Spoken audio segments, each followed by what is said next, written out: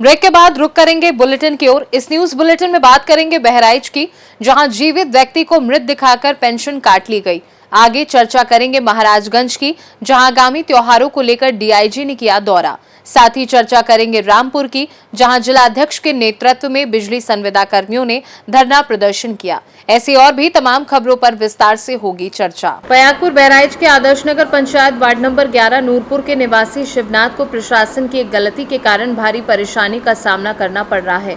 शिवनाथ की पेंशन कई दिनों से अचानक बंद हो गई थी, जिसके कारण वे चिंतित और परेशान हो गए। पेंशन बंद होने की वजह जानने के लिए जब वे बहराइच स्थित समाज कल्याण विभाग पहुंचे तो उन्हें हैरान कर देने वाली जानकारी मिली।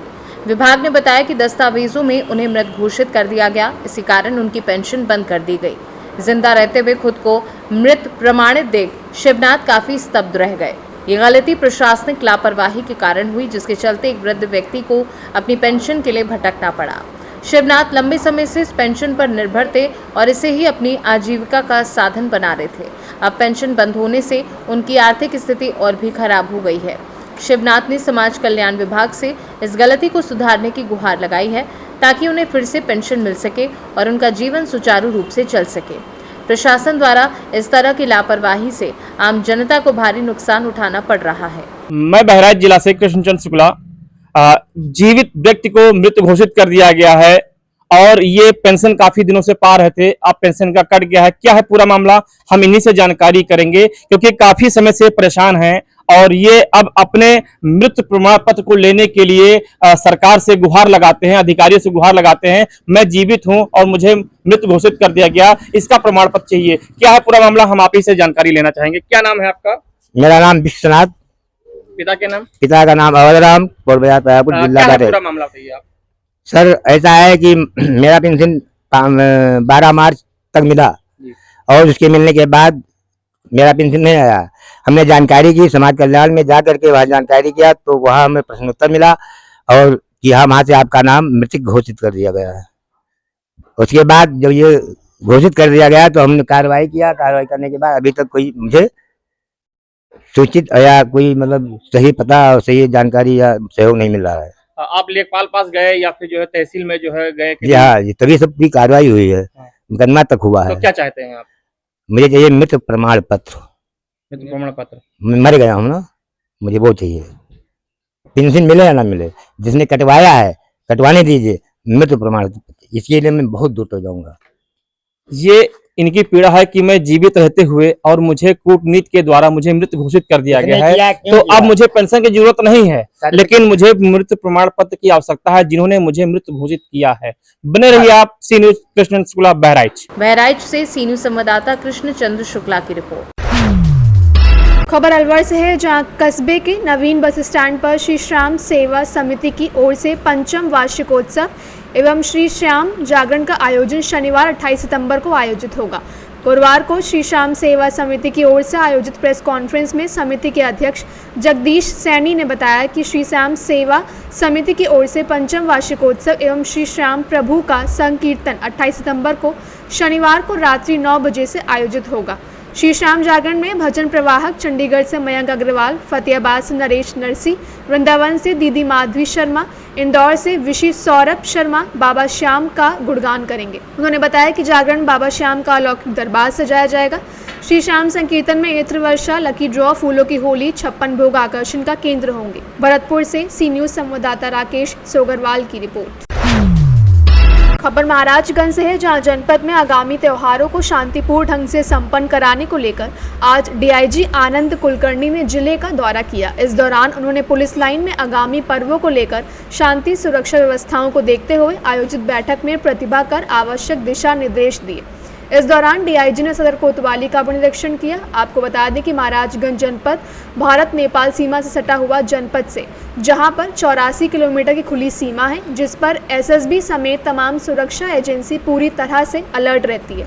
वहीं आगामी दुर्गा पूजा, दशहरा, दीपावली पर्व के मद्देनजर डीआईजी आनंद कुलकर्णी ने पुलिस लाइन में शांति व्यवस्था के संबंध में आयोजित बैठक में संबंधित पुलिस विभाग और प्रशासनिक अधिकारियों को आवश्यक दिशा निर्देश दिए। डीआईजी आनंद कुलकर्णी ने बताया कि त्योहारों को लेकर आवश्यक दिशा निर्देश दिए गए हैं। वहीं जनपद में अपराधों को लेकर भी समीक्षा की गई है।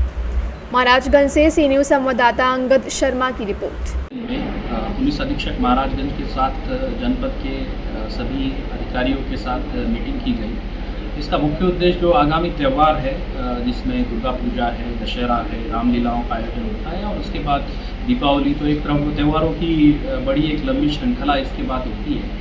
तो उसके संबंध में जो भी तैयारियां समस्त करानी होती है उसके बारे में आज इस मीटिंग में चर्चा हुई और उनको निर्देश भी दिए गए और सभी लोग इस पर शीघ्र ही कार्य भी प्रारंभ करेंगे और साथ ही साथ अपराध की भी समीक्षा की गई। जनपद में अपराध की स्थिति अच्छी है और प्रभावी कार्रवाई अपराध भी हुई है और जो भी मेजर क्राइम्स है उसमें भी कमी परिलक्षित हो रही है। साथ ही साथ आज एक मिशन शक्ति के बारे में भी जो है मीटिंग आयोजित की जाएगी जिसमें आगामी जो मिशन शक्ति और महिला बीट और सक्रिय करने के लिए जो कार्रवाई की जानी है उस पर भी हम लोग चर्चा करेंगे। ठीक। खबर रामपुर से है, जहां जिला अध्यक्ष राजकुमार यादव के नेतृत्व में संविदा कर्मियों ने नाहिद बिजली घर पर धरना प्रदर्शन किया। उन्होंने कहा कि कार्यदायी संस्था द्वारा निगम हित में उचित प्रकार से निर्वहन न करने के कारण राजस्व वसूली पर प्रतिकूल प्रभाव पड़ने पर 4 संविदा कर्मियों को हटा दिया गया है। अध्यक्ष ने कहा, अगर 4 बिजली संविदा कर्मियों को वापस नहीं लाया जाता है तो हम भूख हड़ताल, बेमियादी धरना प्रदर्शन जारी रहेगा। उनको जांच किए बिना ही हटा दिया गया है। पहले उनकी जांच होनी चाहिए थी, अगर जांच में दोषी पाए जाते तभी कार्रवाई होनी चाहिए थी।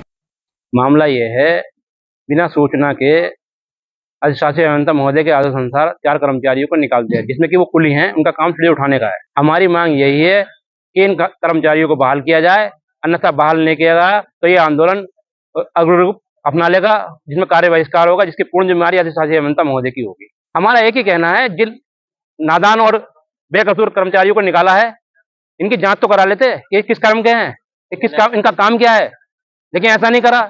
जो काम TG2 जेई महोदय का है वो इन पर रख दिया गया है, जिसका इनका राजस्व वसूली से कोई लेना देना नहीं है। इनका काम है ट्रांसफार्मर की सफाई करना, बिजली घर में कोई काम है लाइनमैन का तो लाइनमैन का प्लाट उठा के देना, सीढ़ी लेके जाना, सिर्फ इनका काम हेल्पर ही का है। लेकिन इन्होंने तो हजरतपुर फिटर दिखा दिया, किसी को आसरा फिटर दिखा दिया, किसी को कुछ दिखा के निकाला गया है कि राजस्व वसूली इनके द्वारा नहीं की गई है, 50% से कम हुई है। जो कि जिसके गुनाहगार सरकारी लाइनमैन है, TG2 है या जेई गुनाहगार। हमारा मेन मकसद है कि हमारे इन 4 कर्मचारियों को बहाल किया जाए और जब तक कंपनी के द्वारा लेटर नहीं मिल जाता हम यहाँ से नहीं उठेंगे। तो आगे को कार्य बहिष्कार होगा, पूर्ण कार्य बहिष्कार होगा, जिसमें कि मैं जानता हूँ कि पूरा जिला रामपुर डिवीजन फर्स्ट में होगा। कल हमारे पास बड़े बाबूजी का फोन, बड़े बाबूजी आए थे, कह रहे थे कि इनको घर भेज दीजिए या उन्हें ड्यूटी भेज दीजिए। हम मान लेते हैं, मैंने जब तक लिखित में कुछ नहीं होगा हम यहाँ किसी को कुछ नहीं भेजेंगे। लिखित में हुआ है, जब लिखित में इनका हुआ है तो लिखित में ही सब कुछ होगा, आश्वासन पे कुछ नहीं। आश्वासन जो है अब जमाने नहीं रही, जो जमानों पे काम होते थे अब जमाने जो है झूठी और मक्कार होती हैं। जो काम कागज बोलेगा कागज पे काम होगा, आगे ही रहेंगे। भूख हड़ताल चाहे भूख हड़ताल करने पड़े यहाँ पे हम ही रहेंगे और लोग भी आएंगे। फिर डिवीजन 5, डिवीजन 2, डिवीजन 3, डिवीजन 4 सभी लोग यहाँ इकट्ठे होंगे। उसके बाद भी काम नहीं चल रहा है पूरा जनपद। बधाई हमारे साथ, बधाइयों है, पश्चिम हिमाचल पूरा है, बरेली है, मैं सब ही होंगे। रामपुर से सी न्यूज़ संवाददाता साजिद खान की रिपोर्ट। फिलहाल के लिए बुलेटिन में बस इतना ही। वक्त एक छोटे से ब्रेक का। ब्रेक के उस पार हम आपको और भी तमाम बड़ी खबरों से करवाएंगे रूबरू।